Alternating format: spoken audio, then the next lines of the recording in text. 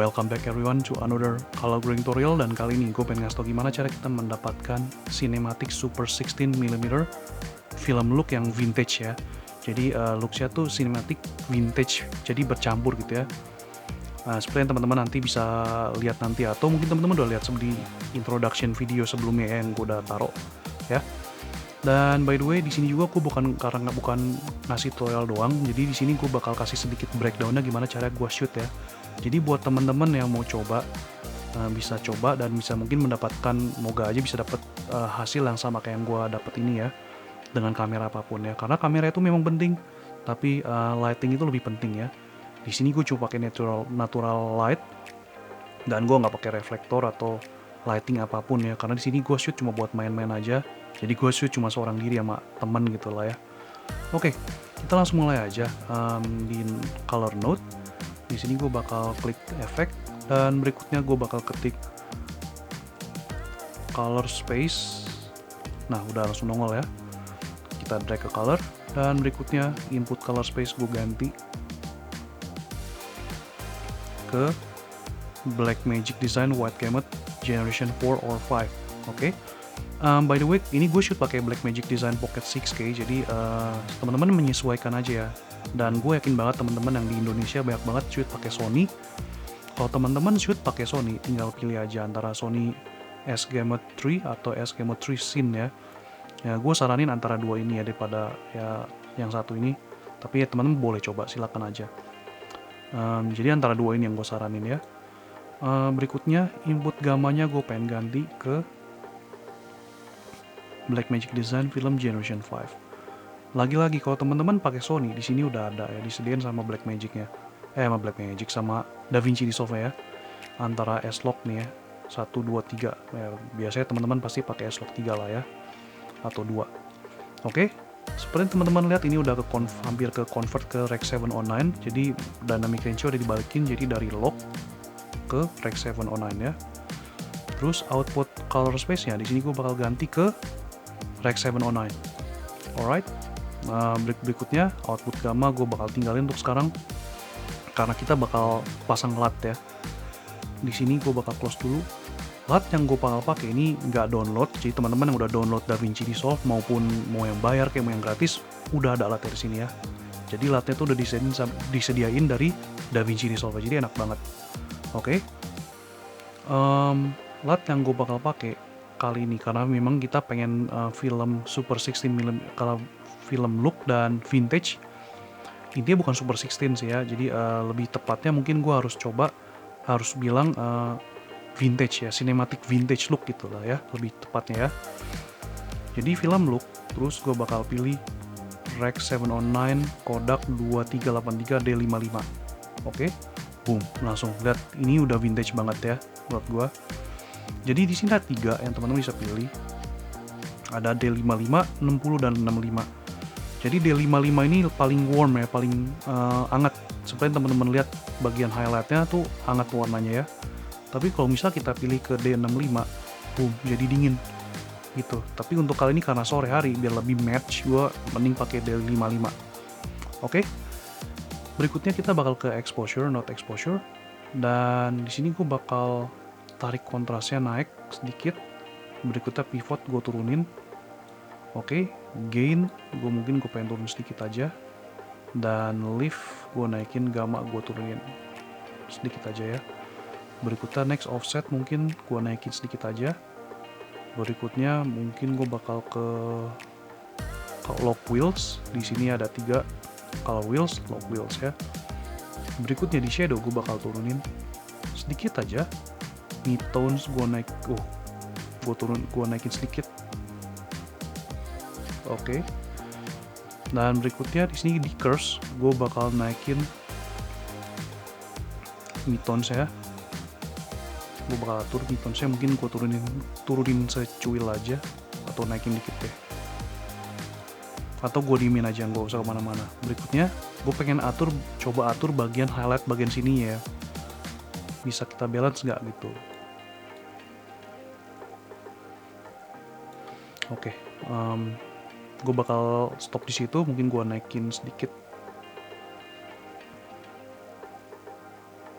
turunin sini deh, kayaknya gue udah puas di sini. Oke, berikutnya shadow gue coba bakal cari shadow. Gue bakal tinggalin di situ. Berikutnya gue bakal balik ke color wheels karena menurut gue ini terlalu terang ya, jadi gainnya bakal gue turunin sedikit aja seperti ini di bagian. Jadi kita harus ngorbanin bagian sininya gelap, dan gue nggak masalah karena memang aslinya harusnya gelap ya, karena bagian shadownya. Oke, seenggaknya bagian shadownya tuh masih kelihatan jelas banget, kecuali mata, di bagian mata modelnya di bagian CD-nya ya, dan gue nggak masalah sama sekali. Oke, berikutnya kita balik lagi ke color, kita bakal mulai atur ya, dan kita bakal mulai dari lift. Di sini gue mau naikin ke warna kuning sedikit ya, gue bakal stop di situ. Dan berikutnya gamma gue turunin ke warna biru, jadi berlawanan ya. Nah seperti ini, teman-teman bisa lihat ini filmic banget, udah film banget menurut gue ya. Cuman nanti kita atur aja, kita bakal atur nanti bagian skin tone ya, karena film tuh biasanya lebih pop warnanya ya, terutama bagian skin tone ya. Oke, gain mungkin gue bakal coba naikin, atau gue turunin dulu deh untuk sekarang di bagian antara garis ini ya, bagian sini. Berikutnya offset gue naikin ke warna kuning, boom, jadi seperti ini. Jadi sore banget, teman-teman bisa lihat warnanya di rambut pirangnya ini udah pop banget warnanya ya. Oke, dan berikutnya gue bakal coba di color boost, gue bakal naikin ke 10, boom. Nah seperti yang teman-teman udah lihat, jadi enak banget dilihatnya ya. Cuman mungkin terlalu kuning ya menurut gue mungkin coba bakal mainin enak sampai enaknya gue ketemu ya, mungkin 7 aja deh. Alright, dan berikutnya kita bakal ke lock wheels. Shadownya gue bakal coba ke warna kuning deh ya, enggak deh, kayak mending ke biru. Teman-teman perhatikan ya bagian sini ya, jadi sebelum sesudah, jadi lebih filmic, lebih kalau film lock itu biasanya bagian shadownya dia cenderung ke warna biru ya, atau warnanya tuh hijau ke hijau-hijauan gitu ya, biru ke hijau-hijauan. Oke, next mid tone gue bakal naikin ke sini, tapi berhubung warna udah kuning jadi gue nggak usah apa-apain ya, atau gue mungkin coba turunin sedikit aja biar warna kuningnya lebih seimbang. Berikutnya highlight gue bakal naikin ke bagian warna kuning, jadi teman-teman bisa lihat nih langit ya, boom. Sesuai teman-teman aja, teman-teman mau seperti ini juga nggak apa-apa, mau warna lebih terang juga nggak apa-apa, atau mau biru juga nggak apa-apa. Cuman hati-hati, jangan, biasanya kan kita suka di bagian biru seperti ini ya, atau kalau biru seperti ini menurut ada sih film look yang seperti ini, cuman menurut gua tuh agak kurang enak dilihat aja gitu ya. Dan film look yang seperti langitnya kelihatan seperti itu menurut gua nggak banyak ya, jadi ya hati-hati, jangan terlalu banyak juga, jangan terlalu over gitu ya. Dan ya jadi gue udah puas banget sama bagian sini, jadi bisa nanti bagian bisa dijadiin warna biru atau warna yang seperti ini ya. Tapi berhubung karena ini sore lagi-lagi, jadi gue lebih prefer ke arah kuning bagian sini nih ya. Oke, jadi ini sebelum dan sesudah. Nah jadi itu cara simpelnya, cuma 2 note aja lihat teman-teman ya, simple banget, nggak perlu banyak pengaturan, nggak perlu pakai banyak kayak HDR segala macam. Tapi kalau gua sih ya, kalau gua buat sosial media ya gue pasti bikin banyak note. Jadi ini buat tutorial ini buat teman-teman yang baru masih belajar gitu ya, tapi pengen mendapatkan film look yang seperti ini yang cukup sinematik. Teman-teman bisa coba metode ini, dan saran dari gua, teman-teman ikutin proses yang gua lakuin di tutorial ini ya. Jadi jangan kalau ini untuk yang pemula banget ya, kalau misalnya udah profesional atau yang semi pro ya silakan bisa explore. Tapi buat teman-teman yang pemula jangan explore sendiri, karena apa? Kalau misalnya umpama teman-teman dapat looks yang seperti ini, maksudnya hasil footage raw-nya seperti ini, raw-nya ya udah bagus, tapi teman-teman explore sendiri, akhirnya jadinya apa? Karena nggak ngerti jadi ya keluar jalur gitu ya looksnya ya, jadi jelek gitu umpamanya, atau kurang enak lihat buat teman-teman ya, atau beda dari apa yang gue kasih di sini gitu ya. Jadi ya hati-hati aja, saran gue ikutin aja step yang gue lakuin sekarang ini. Kalau sudah terbiasa atau udah terbiasa sih ya, kalau udah terbiasa ya silakan explore.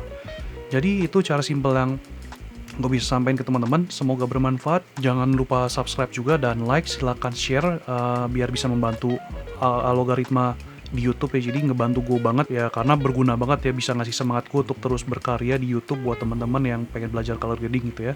Dan lagi-lagi teman-teman mau ada pertanyaan atau misalnya mau melihat konten gue selanjutnya, bisa follow Instagram atau DM di Instagram kalau ada pertanyaan gitu ya. Semoga bermanfaat dan happy study.